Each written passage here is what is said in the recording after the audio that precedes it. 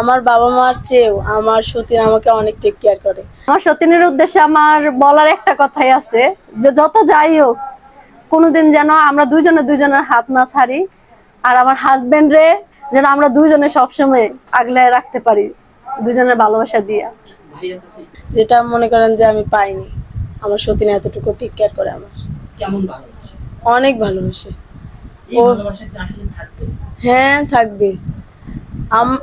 মানুষ স্যাক্রিফাইস করলে মানুষের ভালোবাসা পায়, জানেন? আমি যদি ওকে যতটুকু ভালোবাসবো ওই কিন্তু 3 ডবল আমাকে ভালোবাসবে। আমি মনে করি, আমি এটা মনে করি যে আমি যতটুকু ভালোবাসবো ওই 3 ডবল আমাকে ভালোবাসবে। আমি যদি না ভালোবাসি, আমি হিংসা করি, তাহলে ওই আমাকে ভালোবাসবে না, আমার উপর হিংসাই আসবে। আমি ভালোবাসি দেখেই ওই আমাকে এতটুকু ভালোবাসে না, কখনোই মনে হয় না। কেমন? কারণ ওরা দুইজনে আমাকে সেম ভালোবাসে, যেটা আমি দেখি নাই কোনো। আমি অনেক সতীনের ঘর দেখছি, কিন্তু ওদের আমার ফ্যামিলি, আমার হলো পরিবারের ভিতর যে এরকম একটা বন্ডিং হবে আমি জীবনেও জানতাম না, যে এত ভালোবাসা পাবো দুইজনের ভিতর থেকে। না, ওর ভিতরে আমি ওটা পাইনি। কেমন ভালোবাসা? ভালোবাসাটা তো আসলে আমি বোঝাইতে পারবো না কেমন, তবে আমার কাছে মনে ও সর্বোচ্চটা দিয়ে, মানে ওর সর্বোচ্চটা দিয়েও আমার ভালোবাসে।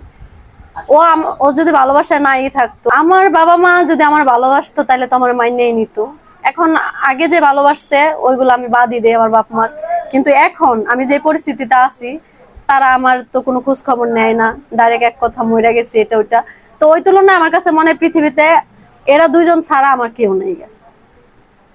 না না, এটা আসলে সত্য কথা। আমার ছোট বউ বড় বউকে যথেষ্ট টেক কেয়ার করে, বড় বউ ছোট বউকে যথেষ্ট টেক কেয়ার করে, যেটা আসলে ফ্যামিলি থেকে ওইভাবে আসে না।